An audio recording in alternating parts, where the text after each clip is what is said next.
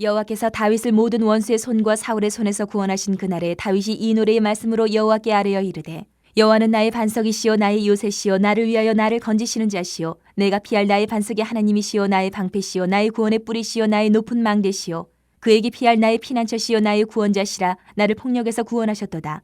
내가 찬송받으실 여호와께 아뢰리니 내 원수들에게서 구원을 받으리로다. 사망의 물결이 나를 애우고 불의의 창수가 나를 두렵게 하였으며 수월의 줄이 나를 두르고 사망의 올무가 내게 이르렀도다. 내가 환난 중에서 여호와께 아뢰며 나의 하나님께 아뢰었더니 그가 그의 성전에서 내 소리를 들으시며 나의 부르짖음이 그의 귀에 들렸도다. 이에 땅이 진동하고 떨며 하늘의 기초가 요동하고 흔들렸으니 그의 진노로 말미암음이로다. 그의 코에서 연기가 오르고 입에서 불이 나와 사름이여 그 불에 숯이 피었도다. 그가 또 하늘을 들이우고 강림하시니 그의 발 아래는 어두캄캄하였도다. 구름을 타고 나르시며 바람 날개 위에 나타나셨도다. 그가 흑암 곧 모인물과 공중의 빽빽한 구름으로 돌린 장막을 삼으시며 그 앞에 있는 광채로 말미암아 숯불이 피었도다.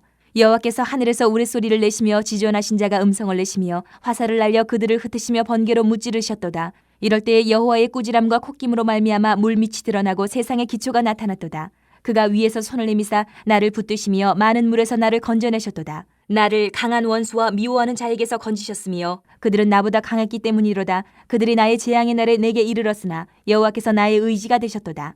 나를 또 넓은 곳으로 인도하시고 나를 기뻐하심으로 구원하셨도다. 여호와께서 내 공의를 따라 상 주시며 내 손의 깨끗함을 따라 갚으셨으니 이는 내가 여호와의 도를 지키고 악을 행함으로 내 하나님을 떠나지 아니하였으며 그의 모든 법도를 내 앞에 두고 그의 규례를 버리지 아니하였음이로다. 내가 또 그의 앞에 완전하여 스스로 지켜 죄악을 피하였나니 그러므로 여호와께서 내 공의대로 그의 눈앞에서 내 깨끗한 대로 내게 갚으셨도다. 여러분은 하나님을 어떤 분으로 알고 또 고백을 하고 계십니까? 오늘 이 본문을 보면 다윗은 자기 부르짖음을 들으시고 구원해 주시는 하나님을 찬양하고 있어요. 그래서 우리가 기억하고 고백해야 될 하나님은 어떤 분인가를 오늘 이 본문에서 우리가 살펴보면 좋겠습니다. 다윗이 정말 어려운 상황을 겪어가면서 자신과 함께 해주시는 하나님을 고백하는 오늘 찬양의 내용이 오늘 본문의 내용입니다. 먼저 첫 번째는 다윗은 하나님이 자신의 반석, 요새, 구원자가 되신다고 고백을 하고 있어요. 1절부터 4절에서. 다윗이 이방 나라의 원수나 또 사울 왕으로부터 도망 다닐 때 정말 무수히 죽을 고비를 넘겨야 했습니다. 그럴 때마다 하나님께서는 그 대적과 원수를 막으시고 다윗을 그들로부터 지켜주셨어요. 사망의 위험에서 구원을 하신 겁니다. 하나님은 이렇게 사망의 두려움, 비참함, 악한 세상의 환난 이거로부터 성도들을 지켜주시는 분이세요. 지금도 우리가 살아가는 이 세상에도 사탄은 끊임없이 우리를 유혹합니다. 악한 세상에서 고통받게 하고 환난을 겪게도 합니다. 그때 저와 여러분들 어떻게 반응합니까? 그런 고통, 사탄의 미혹에 어떻게 반응하는지 한번 생각해 보세요. 맞서 싸우는지, 좌절하는지, 낙심을 하는지. 혹시 하나님의 뜻은 일단 급하니까 접어두고 세상의 방식으로 맞서서 같이 싸우려고 하지는 않는지. 우리의 반응이 여러 가지가 있을 수 있습니다. 그런데 그리스도인인 우리는 방법이 딱 하나밖에 없어요. 오늘 다윗의 모습을 보면 오직 하나님 앞에 나가는 거예요. 모든 상황 속에서 하나님 앞에 나가는 거예요. 힘들 때만 나간다, 좋을 때만 나간다 이것이 아니고 모든 상황 속에서 오직 하나님 앞에 나가는 것이 다윗의 방법이었어요. 세상에 어떤 원수에게 공격을 받더라도 우리를 안전하게 지키시고 구원하실 그 하나님만 의지해야 된다는 거예요. 5절에서 7절을 보면 다윗은 들으시는 하나님을 또 찬양해요. 이방의 대적은 물론이고 같은 민족인 사울왕에 의해서도 억울한 고통을 수없이 당하고 겪어야 했는데 어떨 때 보면 시편 말씀을 봐도 그렇고 도저히 피할 길이 없어서 이제 죽을 수밖에 없다. 이런 상황도 있어요. 그때마다 다윗은 하나님 앞에 나가서 부르짖습니다. 혹시 나도 여러분도 이런 고통 가운데 있지는 않는가? 교회를 다닌다는 이유만으로 핍박을 받지는 않는가? 또 세상 방법대로 우리처럼 같이 살아가지 않는다고 해서 조롱받지는 않는가?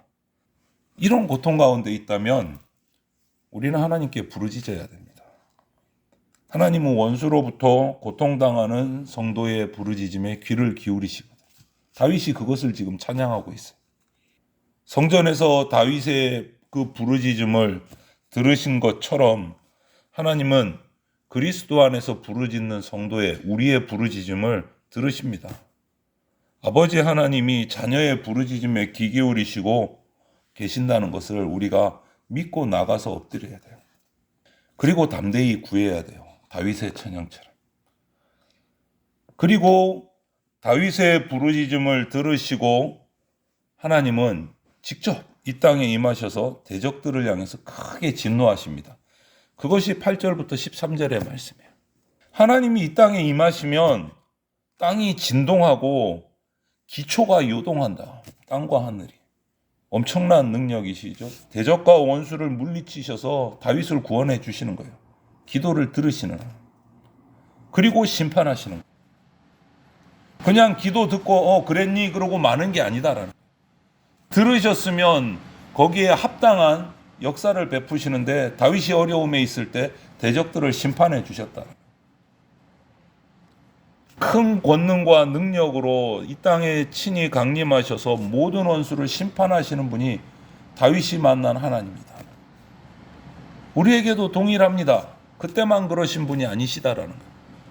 악한 세상에서 고통을 겪지만 성도가 걱정할 필요가 없는 것은 전능하신 하나님께 부르짖으면 우리의 간구를 들으시고 그 대적과 원수의 죄를 오늘 말씀처럼 그들의 머리에 숯불로 쌓는다.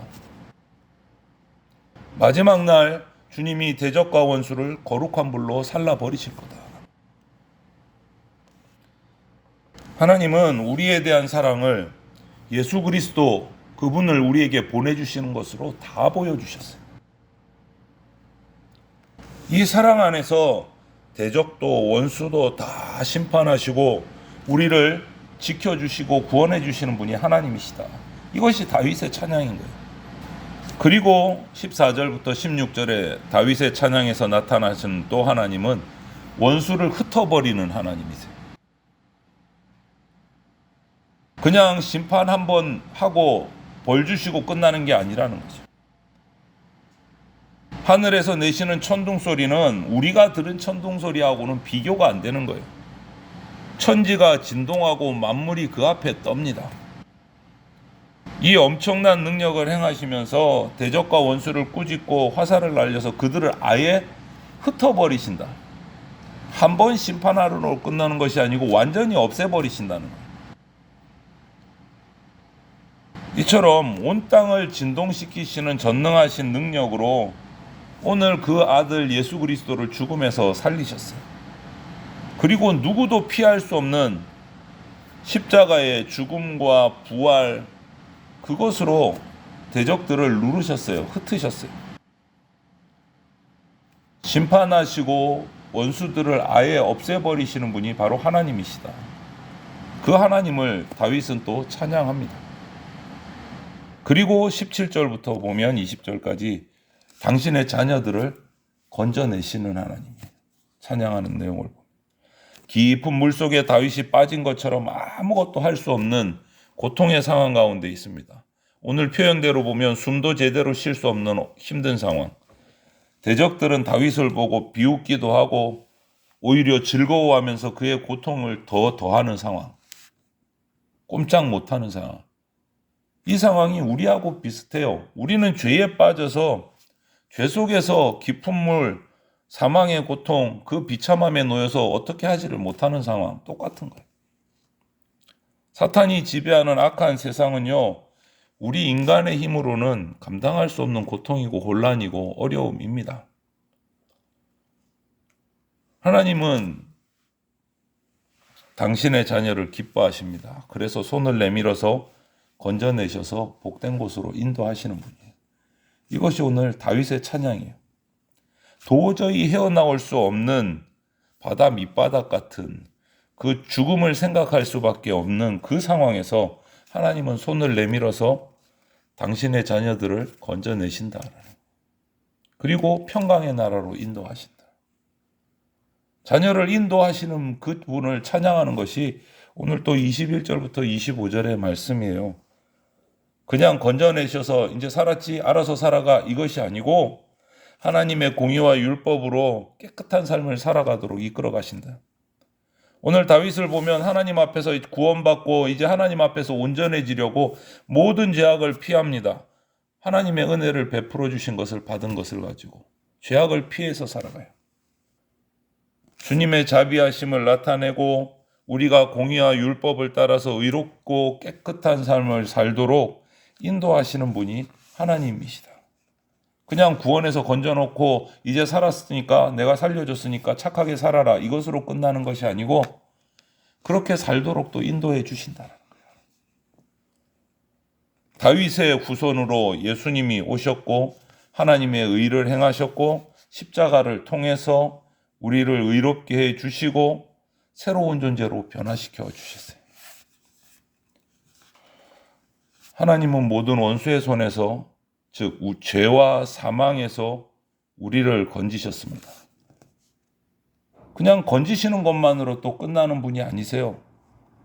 주님을 따라서 살아갈 수 있도록 하나님 나라의 백성이 될 수 있도록 인도해 주시는 분이시다. 이제 우리가 죄와 사망의 권세에서 우리를 건져주신 그 하나님의 구원의 은혜가 얼마나 큰 것인지, 큰 은혜인지 우리가 깨달아야 돼요. 인정해야 돼요. 그것을 잊지 말아야 돼요. 그래서 다윗처럼 진리 안에서 살아가기 위해서 죄를 피해서 죄를 경계하면서 진리 안에서 살아가기 위해서 우리는 또 노력하고 애써야 됩니다. 그때 하나님이 우리를 바른 길로 가도록 인도해 주신다는 거예요. 오늘 우리가 이 다윗의 찬양 이 내용을 오늘 보면서 너무나 당연한 내용임에도 불구하고 우리가 생각하지 못하고 아니면 내 삶이 너무 분주해서 그냥 기억하지 못하고 내 삶에 빠져서 살아갈 때가 너무나 많은 것 같아요. 그런데 다윗은 이 급하고 힘들고 어려운 상황 속에서도 하나님을 시시때때로 계속 찬양해요. 150편의 시편 가운데 거의 대부분이 다윗의 시예요. 다윗의 시를 보면은 그 때가 기록이 되어 있는데 평안하고 좋을 때 기록한 시는 거의 없어요. 힘들 때, 사망의 고통 가운데 있을 때, 대적들에게 원수들에게 쫓겨서 막 도망가고 있을 때, 숨어서 숨도 못 쉬고 그들을 피하려고 숨어 있을 때, 정말 힘들 때예요. 어쩌지를 못하고 피할 때, 가장 힘들고 어려울 때 그 시를 적었어요. 하나님을 찬양하고 하나님께 기도하고. 여러분 어떠세요? 우리는 힘들 때 하나님께 기도하십니까? 정신없을 때 하나님께 기도하십니까? 너무너무 바쁠 때 하나님께 찬양하십니까? 혹시 이러진 않습니까? 하나님 지금 너무 바쁘니까 나 조금 편안해지면 시간적 여유가 생기면 하나님 앞에 예배도 하고 찬양도 하고 헌금도 하겠습니다. 다윗과 정반대인 거예요. 다윗은 힘든 때일수록 어려울 때일수록 하나님을 찬양하고 예배하고 기도합니다. 그러면 행복해지고 편안할 때는 안 했느냐? 아니요. 그때는 더 크게 찬양합니다. 오늘의 이 찬양의 내용도 역시 마찬가지. 힘들고 어려운 과정을 겪는 그 과정 가운데서 자기를 지켜주신 반석이 되어주시고 요새가 되어주시고 구원자가 되어주시고 인도하시는 하나님을 찬양하는 거예요. 우리는요 모든 상황 가운데서 그때그때 하나님을 기억하고 찬양하고 예배하고 고백해야 됩니다.